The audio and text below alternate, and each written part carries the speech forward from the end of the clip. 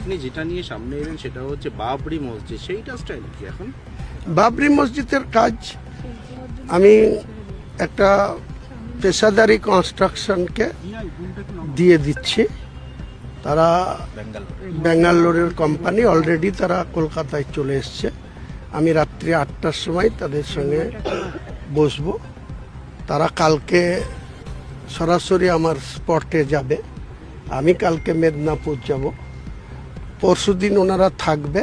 আমার যারা ট্রাস্টের লোকজন আছে তারা 8 বিঘা জায়গা মেজারমেন্ট করা হয়ে গেছে। কাল থেকে 15 জন আমিন তারা চেন ফেলে মেজারমেন্ট করছে। টোটাল 30 বিঘি জায়গা রেডি।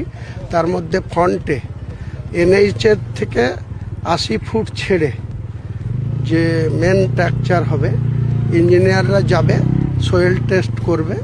ফেব্রুয়ারির 15 তারিখের আগে আনুষ্ঠানিকভাবে এখানে কদিন আগে 7ই ডিসেম্বর গীতা পাঠ হয়েছে, আপনারা জানেন, এই মাঠে।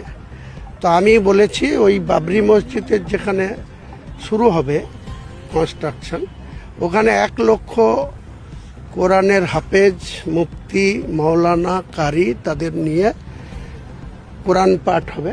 তারপরের দিন থেকে আনুষ্ঠানিকভাবে বাবরি মসজিদের কাজ শুরু হবে। তারিখটা 15ই ফেব্রুয়ারির মধ্যে বলছেন?